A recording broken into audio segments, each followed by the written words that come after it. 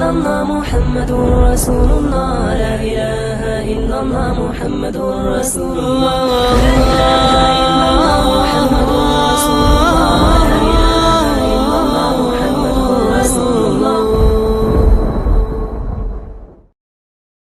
بسم الله الرحمن الرحيم. الحمد لله رب العالمين والصلاة والسلام على رسوله الكريم أما بعد فأعوذ بالله من الشيطان الرجيم. بسم الله الرحمن الرحيم. بل تؤثرون الحياة الدنيا والآخرة خير وأبقى إن هذا لفي الصحف الأولى صحف إبراهيم وموسى صدق الله العظيم. بزرگان محترم اور میرے عزیز ساتھیو، یہ سورۃ الاعلیٰ کی آخری آیت کریمہ ہے. اس آیت کریمہ میں اللہ تعالیٰ فرما رہے بل تؤثرون الحیات الدنیا، بلکہ تم لوگ دنیا کی زندگی کو ترجیح دیتے ہو. والآخرۃ خیر وابقی، حالانکہ آخرت کی زندگی بہتر بھی ہے اور ابقا باقی رہنے والی بھی ہے. ان ھذا لفی الصحف الاولی، اور یہ باتیں صرف اسی مذہب میں اللہ تعالیٰ نے نہیں فرمائی. یہ باتیں صرف اللہ تعالیٰ نے یہ حکم ہمیں نہیں دیا، بلکہ ہم سے پہلے جتنے نبی گزرے ان کو اللہ نے جو صحیفے عطا فرمائے، پہلے کی صحیفوں میں کتابوں میں بھی یہ بات اللہ تعالیٰ نے ارشاد فرمائی کہ دنیا فانی ہے، آخرت کی زندگی بہتر ہے اور باقی رہنے والی ہے. صحف ابراہیم و موسیٰ، ابراہیم علیہ السلام اور موسیٰ علیہ السلام کے صحیفے میں بھی اللہ تعالیٰ نے یہ باتوں کو بیان فرمایا کہ دنیا ختم ہونے والی چیز ہے. اس دنیا کے بارے میں قرآن کریم میں، احادیث پاک میں نبی کریم صلی اللہ علیہ وسلم نے اس دنیا کی حقیقت کو واضح طور پر ہمارے سامنے بیان فرمایا. ایک علماء کرام سے پوچھا گیا خلق اللہ اصغر، کہ اللہ کی مخلوق میں سب سے چھوٹی مخلوق کون سی ہے؟ علماء کرام سے یہ سوال کیا گیا خلق اللہ اصغر، اللہ کی مخلوقات میں سب سے چھوٹی مخلوق کون سی ہے؟ تو علماء کرام اس کا جواب دیتا دنیا اللہ تعالیٰ کی مخلوق میں سب سے چھوٹی مخلوق ہے. اب ہم کہیں یہ تو دنیا بہت بڑی نظر آتی ہے ہمیں، تو یہ تو ظاہری جسم کے اعتبار سے، حقیقت کے اعتبار سے یہ دنیا اللہ کے نزدیک مچھر کے پر کے برابر بھی نہیں ہے. کتابوں میں یہ بات لکھی ہوئی ہے کہ یہ دنیا اللہ تعالیٰ کے نزدیک مچھر کے پر کے برابر بھی نہیں ہے. لہٰذا یہ دنیا اللہ تعالیٰ کی سب سے چھوٹی مخلوق ہے، سب سے ادنا مخلوق ہے. اس دنیا کے بارے میں حضرت عمر بن خطاب رضی اللہ تعالیٰ عنہ فرماتے ہیں، حضرت عبیدہ کو خط لکھا اور حضرت عمر نے فرمایا خط میں یہ بات لکھی فغمض عن الدنیا عینک وولی عنہا قلبک وإیاک ان تہلکک کما اہلکت من کان قبلک، کہ اپنی آنکھوں کو دنیا سے پھیر لے، اپنی آنکھوں کو دنیا سے پھیر لے، اپنی دنیا سے اپنی آنکھوں کو ہٹا لے، اپنے دل کو دنیا میں متوجہ نہ کر، اپنے دل کو بھی دنیا سے ہٹا لے. اگر اللہ تعالیٰ نے دنیا میں تو مبتلا ہو گیا تو یہ تجھے ہلاک کر دے گی، جیسا کہ اس دنیا نے تم سے پہلے لوگوں کو ہلاک و برباد کر کے رکھ دیا. عمر فرماتے ہیں. اسی طرح علی فرماتے ہیں کہ ہمارے یہاں پیسے روپیے چلتے ہیں، عرب میں درہم دنانیر چلتے تھے جو سونے چاندی کے ہوتے، جس کو درہم کہا جاتا ہے. تو علی فرماتے ہیں کہ درہم اصل میں دارو ہمین ہے. دارو ہمین اس کے معنی آتے غم کا گھر. یہ بعد میں استعمال کی زیادتی کی وجہ سے دارو ہمین کا لفظ درہم سے بدل گیا. جیسے بہت سے الفاظ ہماری زبان میں بھی ہے، جب ان کا کثرت استعمال ہوتا ہے تو الفاظ کی حقیقت، اس کی تلفظ بدل جاتے ہیں. مثال کے طور پر ہمارے یہاں ایک شہر احمد آباد اس کا لفظ صحیح، لیکن ہمارے نئی نسلوں کو تو پوچھو تو انہیں تو پتہ بھی نہیں ہوگا احمد آباد گجرات میں کوئی شہر بھی ہوگا. اس کو بدل دے احمد آباد بھی ہوا، پھر بدل دو تو احمد آباد ہو گیا. تو وہ تلفظ بدلتے بدلتے کتنا بدل جاتے ہیں، حقیقت میں کیا ہوتا ہے تو بعد والوں کو پتہ بھی نہیں چلتا۔ تو درہم جو اس وقت عرب میں پیسوں کی شکل میں چلتے تھے، تو حضرت علی فرماتے ہیں یہ درہم اصل میں دار و ہمین ہے، کہ ہم یعنی غم کا گھر ہے، کہ جس کے پاس دنیا ہوتی ہے، مال ہوتا ہے، اس کا نہ غم اور ٹینشن پریشانی کے سوا کچھ نہیں ہوتا۔ حضرت سفیان ثوری رحمۃ اللہ علیہ فرماتے ہیں انما سمیت الدنیا لانہا دنیۃ۔ سفیان ثوری رحمۃ اللہ علیہ بہت بڑے اللہ والے گزرے ہیں، وہ فرماتے ہیں دنیا کو دنیا کیوں کہتے ہیں؟ انما سمیت الدنیا لانہا دنیۃ، اس لیے کہ یہ دنیا ادنا درجے کی گھٹیا چیز ہے، کم درجے کی چیز ہے، اس لیے دنیا کو دنیا کہا جاتا ہے۔ یہ دنیا کی حقیقت ہے۔ اللہ تعالیٰ نے ایک جگہ فرمایا قل متاع الدنیا قلیل، اللہ نے فرمایا دنیا کا ساز و سامان قلیل ہے، بالکل تھوڑا سا ہے۔ دنیا کی زندگی آخرت کی زندگی کے مقابلے میں بالکل اسی طرح سے ہے کہ نبی کریم صلی اللہ علیہ وسلم نے ارشاد فرمایا اگر تم میں سے کوئی شخص اپنی انگلی سمندر میں ڈال دے اور سمندر سے پھر نکالے، اس کی انگلی میں کتنا پانی آئے گا اور سمندر میں کتنا پانی رہے گا؟ گویا جو سمندر میں ہے وہ آخرت کی زندگی ہے، اور جو تمہاری انگلی پر لگا وہ دنیا کی زندگی ہے۔ اتنی مختصر سی دنیا ہے جس کو بنانے کے لیے، جس کو سنوارنے کے لیے انسان نمازوں کو چھوڑ رہا ہے۔ صبح کی نماز اس کی بستر میں جا رہی ہے، رات میں دیر دیر تک وہ دنیا کے پیچھے بھاگ رہا ہے، اور بہت سے لوگ پوری رات دنیا کے پیچھے بھاگ رہے، پورا دن سونے میں گزار دیا۔ یہ دنیا کو حاصل کرنے کے لیے ہم نے ہمیشہ کی زندگی کو برباد کر کے رکھ دیا۔ یہ دنیا کتنی مختصر سی زندگی ہے۔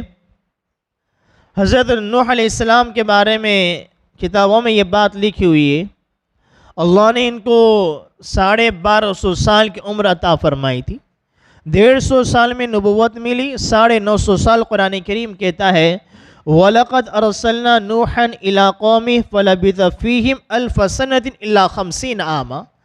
قرآن کریم کہتا ہے 950 سال تک اللہ کے بندوں کو اللہ کی طرف بلاتے رہے، 950 سال تک۔ 150 سال میں نبوت ملی، 950 سال تک دعوت و تبلیغ کرتے رہے، پھر عذاب آیا تو 1100 سال ہوئے، پھر عذاب آنے کے بعد پھر 150 سال دنیا میں زندہ رہے، 1250 سال دنیا میں زندگی گزاری۔ موت کا فرشتہ ہے یا طویل العمر، اے لمبی چوڑی زندگی پانے والے، کیف وجدت الدنیا، آپ نے دنیا کو کیسا پایا؟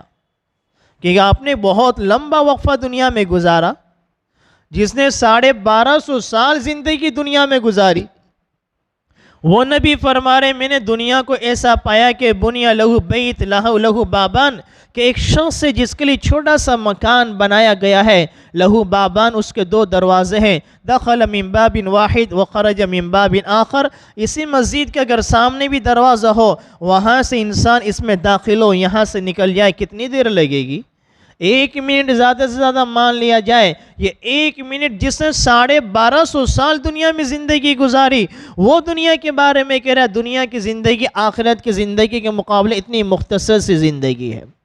بڑے حضرت علی فرماتے ہیں کہ وہ خوشیاں ہی کیا خوشیاں ہے جس کے بعد انسان کو ہمیشہ تکلیف کا سامنا کرنا پڑے۔ اگر دنیا میں انسان خوشیاں کے پیچھے بھاگتا رہا، عیاشی کرتا رہا، اپنی منمانی زندگی گزارتا رہا، تو اس کو ہمیشہ ہمیشہ کا عذاب ملنے والا ہے۔ لیکن دنیا میں کچھ تکلیفوں کو برداشت کر لیا، کچھ مصیبتوں کو جھیل لیا، اللہ کی مرضی کے مطابق اپنے آپ کو زندگی کو ڈال دیا، یہ دنیا کی زندگی مختصر سی زندگی گزر جائے گی، لیکن ہمیشہ ہمیشہ کی زندگی اس کی بدل جائے گی۔ حسین رضی اللہ عنہ فرماتے ہیں نوجوانوں کو خطاب کرتے ہوئے کہ تمہیں کیا ہو گیا؟ کہ دنیا ایک ایسی چیز ہے جو دنیا کے طلبگار ہوتے ہیں، دنیا کے پیچھے بھاگتے ہیں۔ ہم نے ایسے لوگوں کو تو دیکھا ہے جو دنیا کے پیچھے بھاگتے ہیں تو آخرت ان کو نہیں ملتی ہے۔ ہاں ہم نے ایسے لوگوں کو دیکھا ہے اگر وہ آخرت کے پیچھے بھاگتے ہیں، دنیا آخرت کے بدلے اللہ ان کو دنیا عطا فرما دیتا ہے۔ لیکن آج تک ہم نے کسی ایسے شخص کو نہیں دیکھا جو دنیا کا طلبگار ہو، دنیا کے پیچھے بھاگنے والا ہو، اللہ نے دنیا کی طلب میں اس کو آخرت کی زندگی دے دی، ایسا شخص ہم نے کبھی نہیں دیکھا۔ شبلی نعمانی رحمۃ اللہ علیہ فرماتے ہیں کہ الدنیا خیال وطلبها باطل وترکها جمال والاعراض عنها کمال، کیا بات فرمائی؟ شبلی نعمانی فرماتے ہیں کہ یہ دنیا ایک خیال ہے، ایک سوچ ہے، آدمی کی پلاننگ ہے، اس کی امنگیں ہیں کہ مجھے یہ مل جائے، میرا یہ کام ہو جائے، میری دکان بڑی سی دکان میں تبدیل ہو جائے، میرا ذاتی مکان ہو جائے، میرا ذاتی کاروبار ہو جائے۔ ایک آدمی کی چاہت پوری ہوتی، آدمی کی چاہت آگے بڑھتی رہتی، اس کو مکان بھی ذاتی ہو گیا، دکان بھی ذاتی ہو گیا، پھر سوچتا ہے کہ میرے 2 لڑکے ہیں، میرے جانے کے بعد لڑکوں میں لڑائی جھگڑا نہ ہو، ایک اور دکان بھی ہو جائے تاکہ دونوں دکانیں دونوں لڑکے کے نام کر دے، پھر فری ہو جائے۔ اللہ نے دوسری دکان بھی دے دی، پھر دل میں بات آتی ہے کہ لڑکوں کا تو ہو گیا لیکن 2 لڑکیاں بھی ہیں، مرنے کے بعد میرے لڑکے لڑکیوں کو دیں گے یا نہ دیں گے؟ تھوڑا اور دنیا کے پیچھے توجہ ڈال لوں، تھوڑا دنیا کما لوں، اپنی اولاد کو، اپنی لڑکیوں کی بھی اپنی حیاتی میں کچھ دے دوں تاکہ اس کے بعد میں فری ہو جاؤں گا، پھر میں اپنے آپ کو عبادت کے لیے وقف کر دوں گا۔ وہ موقع آتا نہیں کہ موت کا وقت آ جاتا ہے۔ اس لیے ہمارے نبی نے فرمایا 2 لوگوں کا پیٹ کبھی نہیں بھرتا، 2 شخصوں کا پیٹ کبھی نہیں بھرتا، طالب الدنیا و طالب العلم۔ ایک علم کا طلبگار، اس کا پیٹ کبھی نہیں بھرتا، وہ موت تک، بڑھاپے تک، 90 سال کی عمر ہو جائے، 100 سال کی عمر ہو جائے، اگر علم کا طلبگار ہے، کتاب پڑھنے پڑھانے کا مشغلہ رہے گا، کہیں جا کر اٹکتا نہیں ہے کہ اب میں کمال تک پہنچ گیا، اب میں اتنا بڑا عالم ہو گیا، محدث ہو گیا، بخاری پڑھا رہا ہوں، تفسیر پڑھا رہا ہوں، اب مجھے کتاب دیکھنے کی ضرورت نہیں ہے، بلکہ جتنا بڑا عالم ہوتا ہے اتنا ہی زیادہ وہ کتابوں کے پیچھے مطالعہ کرنے والا ہوتا ہے۔ ایک طلب ایسی علم کی طلب، آدمی جتنا اس کے اندر جاتا جاتا اس کا لطف اور مزہ بڑھتا جاتا ہے، کیونکہ علم اللہ تعالیٰ کی صفت ہے، علیم اللہ تعالیٰ کی صفت ہے۔ جب اللہ تعالیٰ اپنے علم کی صفت کا مزہ کسی کو دیتا ہے تو اس مزے کے سوا دنیا کے سارے مزے پھیکے نظر آتے ہیں، وہ اپنی پوری زندگی موت تک اسی میں طلب میں، علم کی طلب میں گزار دیتا ہے۔ تو ہمارے نبی نے فرمایا طالب الدنیا و طالب العلم، ایک تو علم کا طلبگار، دوسرا دنیا کا طلبگار۔ مشہور حدیث ہے کہ ہمارے نبی نے فرمایا اگر ایک وادی سونے کی مل جائے تو بندہ یہ تمنا کرتا ہے کہ اور بھی مل جائے تو اچھا ہو جائے۔ ایک پوری وادی، ہمارے نبی کے الفاظ، ایک مکمل وادی، بڑی وادی سونے کی ملی ہوئی ہے، لیکن پھر وہ مل جائے تو دل میں یہ تمنا ایک اور بھی مل جائے، پھر میں اللہ اللہ کرنے والا بنوں گا، صبح کی نماز پابندی سے پڑھنے والا بنوں گا، اللہ کی عبادت کرنے والا بن جاؤں گا، آخرت کی میں تیاری کرنے والا بن جاؤں گا، لیکن وہ وقت آتا نہیں۔ اللہ تعالیٰ نے ہمیں جس پوزیشن میں رکھا ہے، ہمارے دلوں میں بھی یہ بات آتی ہے کہ میرا تھوڑا یہ مکان کا مسئلہ حل ہو جائے، میرا قرضے کا مسئلہ حل ہو جائے، میری تجارت کا کاروبار کا مسئلہ حل ہو جائے، پھر میں بھی چلے میں نام لکھا دوں گا، میں بھی 4 مہینے چلا جاؤں گا، پھر میں بھی مسجد کے اعمال میں جڑنے والا بن جاؤں گا، میں بھی عبادت کرنے والا بن جاؤں گا۔ تھوڑا آپ ان لوگوں کے پاس جاؤ جن کو اللہ تعالیٰ نے لاکھوں نہیں کروڑ روپیہ دیا ہے، جن کے پاس خود کا کروڑوں کا بزنس ہے، کروڑوں کا بنگلہ ہے، لاکھوں کی گاڑیوں میں گھومتے ہیں، آپ ان کے پاس جا کے ملاقات کرو، کیا اللہ نے تمہیں اتنا کروڑوں کا بنگلہ دیا، کروڑوں کی فیکٹریوں کا مالک بنایا، کیا تمہارا دل اطمینان میں ہے کہ بس اب مجھے بہت کچھ مل گیا، اب مجھے زیادہ کی ضرورت نہیں، وہ اور آگے بڑھانے کی چکر میں، آگے بڑھانے کی کوشش میں لگا ہوا ہے۔ تو مولانا پیر ذوالفقار دامت برکاتہم فرماتے ہیں، ایک بیان میں انہوں نے فرمایا کہ ایک تہجد کے وقت جب میں اٹھا تو فون آیا میرے ایک تعلق والے کا جو بڑا پیسے والا تھا، میرے تعلقات بھی اچھے تھے، اسے پتا تھا کہ حضرت تہجد میں اس وقت میں اٹھتے ہیں، اس کا فون آیا کہ حضرت آئندہ کل میری 31 یا 32ویں مل، حضرت نے کچھ کہا، میرے ذہن سے وہ تعداد نکل گیا، لیکن 31 یا 32ویں مل کے شیئر آئندہ کل صبح مارکیٹ میں پڑنے والے، آنے والے ہیں، مجھے بڑا ٹینشن ہے، بڑی فکر ہے، پوری رات نیند نہیں آ رہی ہے، آپ کی تہجد کا وقت ہوا تو میں نے سوچا آپ کے میں دعا کے لیے کہہ دوں۔ جو 31 مل کا مالک ہے اس کو رات میں نیند نہیں آ رہی ہے، اور ہم یہ سوچے کہ میرا گھر کا مسئلہ حل ہو جائے، کاروبار کا مسئلہ حل ہو جائے، پھر میں اپنے وقت کو دنیا سے، مشغولیت سے تھوڑا کم کر کے آخرت کے لیے تیاری کر دوں گا، شیطان کا دھوکہ ہے، اس کے علاوہ کچھ نہیں ہے۔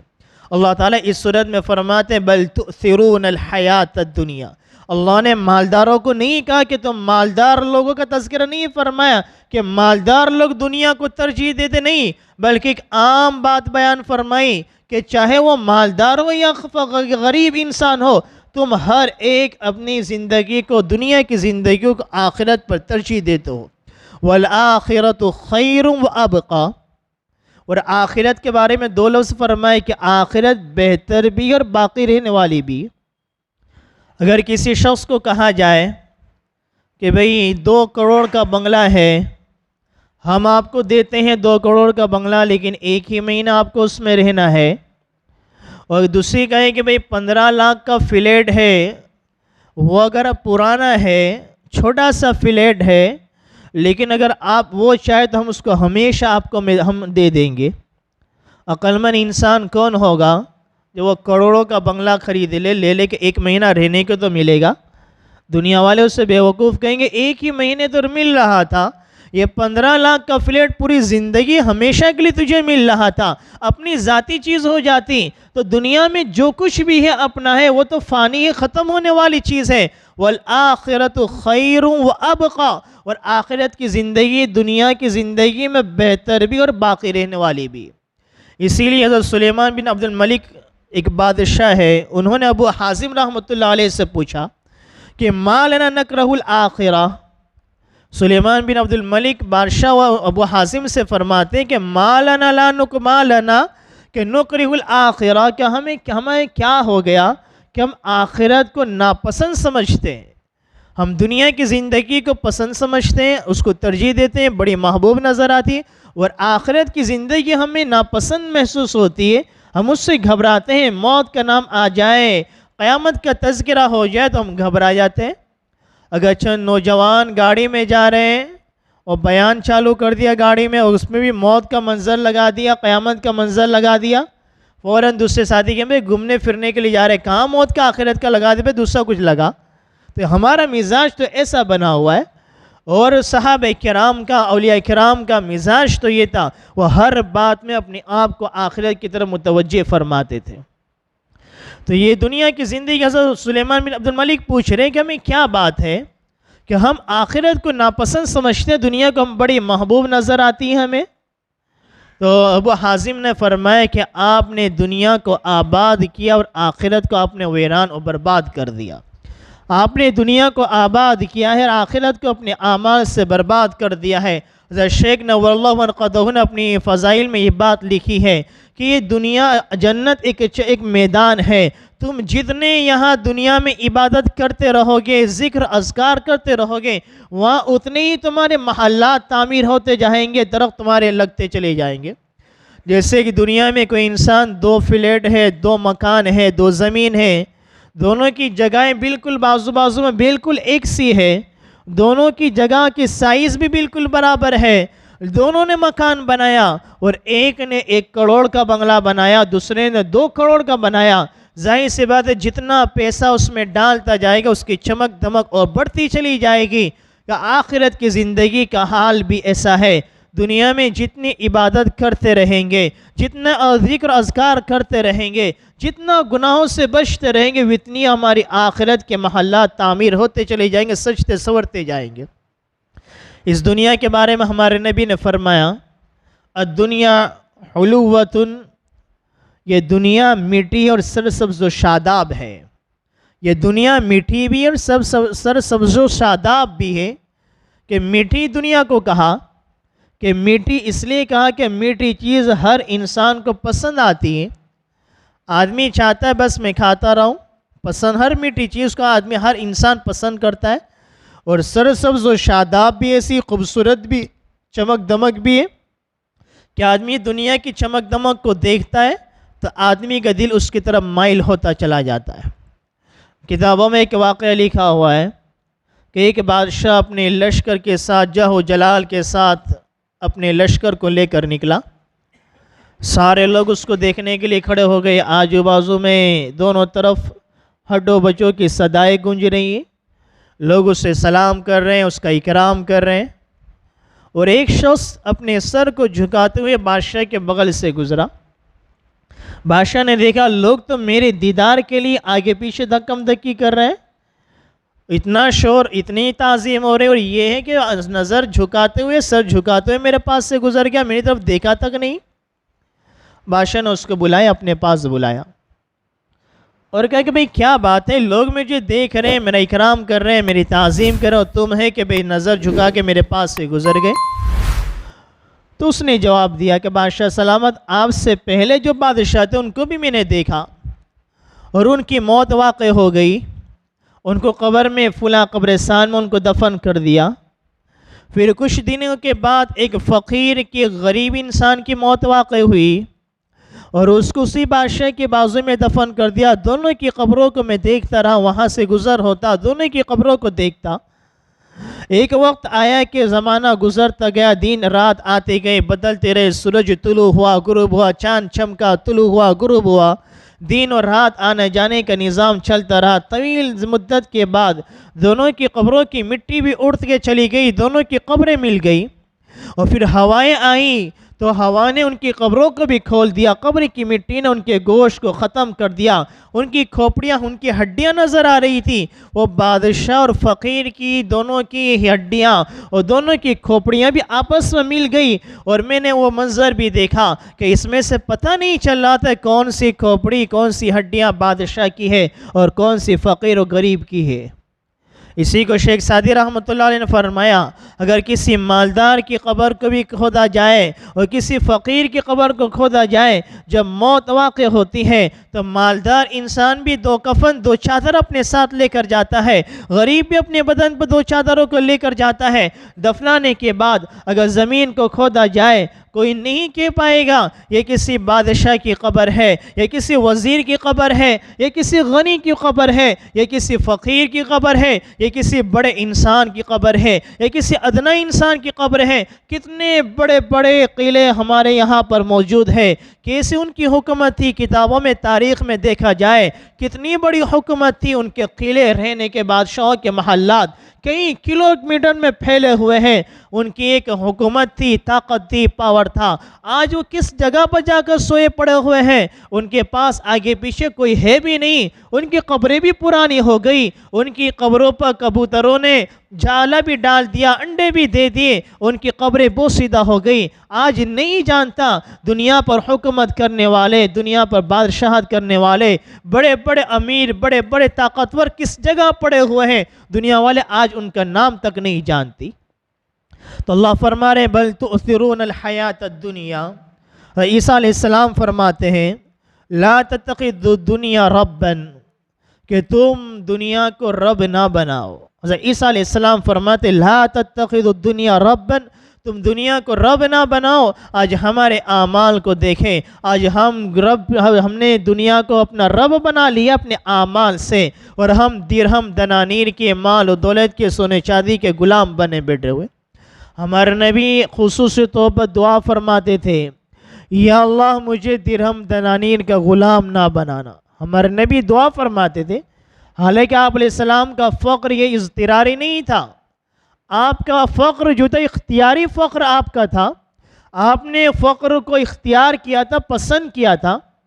ایک تو ہماری حالت ہے، ہم جس پوزیشن میں اپنی حالت سے اپنے اس کو اختیار نہیں کیا ہے۔ اگر ہمیں اختیار دے دیا جائے کہ تم چاہو تو ہم تمہارے گھر کو سونے کا بنا دیں، فوراً وہاں سے سوال پورا نہیں ہوگا کہ ہماری زبان پر ہاں کا لفظ جاری ہو جائے گا۔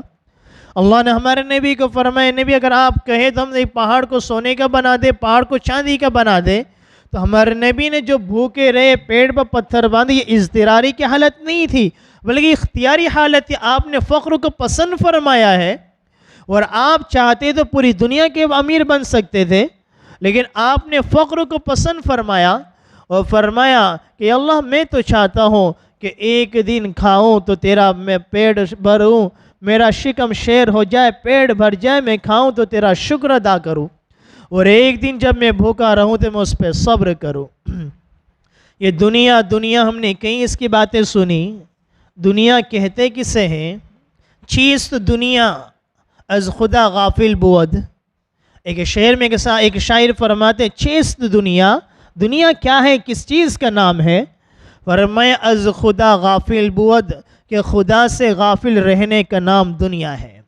ایک انسان مسجد میں بیٹھا ہوا ہے، مسجد ہی نہیں بلکہ حرم شریف میں بیٹھا ہوا ہے، بیت اللہ کے سامنے ہے، لیکن اگر اس کا دل و دماغ بازار میں ہے، دکان میں ہے، مال و دولت میں ہے، تو وہ حرم میں بیٹھ کر بھی دنیا دار کہلائے گا۔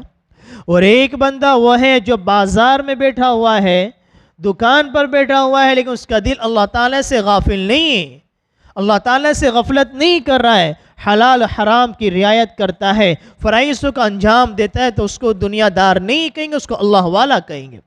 تو مال و دولت کا ملنا اسے دنیا نہیں کہتے ہیں۔ دنیا ہر اس چیز کا نام ہے جو چیز تمہیں خدا سے غافل کر دے، اس کا نام دنیا ہے۔ ورنہ فی نفسی مال کی تو قباحت نہیں آئی، بلکہ حدیث پاک میں ہمارے نبی نے فرمایا ایک بندہ وہ ہے جو سچائی کے ساتھ تجارت کرتا ہے، سچ بولتا ہے، کسی کو دھوکہ نہیں دیتا، اور سچ بول کر تجارت کرتا ہے، دنیا کماتا ہے، مال کماتا ہے، اللہ اس کا شمار آخرت میں نبیوں کے ساتھ فرمائے گا۔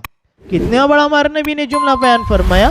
تو دنیا، یہ ہمارے اسلام یہ بات نہیں کہتا کہ لا رہبانیت فی الاسلام، کہ بھئی دنیا کو چھوڑ دو، کاروبار کو چھوڑ دو، دکانوں کو تالے لگا دو اور مسجدوں میں بیٹھ جاؤ۔ نہیں، لا رہبانیت فی الاسلام، اسلام ہمیں رہبانیت نہیں سکھلاتا ہے۔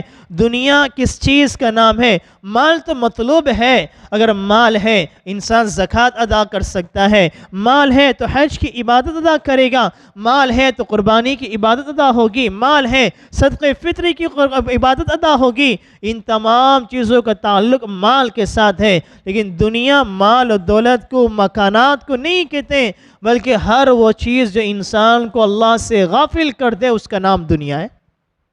حضرت عثمان غنی رضی اللہ تعالیٰ عنہ کے پاس کتنا مال تھا، اللہ کے نبی علیہ السلام پر کتنا خرچ فرماتے تھے، جنگوں کے موقع پر مسلمانوں پر کتنا خرچ فرماتے تھے۔ آپ علیہ السلام ان کے لیے دعا فرماتے تھے، یا رحمان، یہ رحمان تو حسب تو یسر حسابک، اللہ تو عثمان پر حساب کو آسان فرما دے۔ ہمارے نبی دعا فرما رہے ہیں، بہت مال ہے کہ کئی موقع پر آپ نے بڑی بڑی اونٹوں کو، 100 اونٹوں کو سامان کے ساتھ ہمارے نبی کی خدمت میں پیش کر دیا۔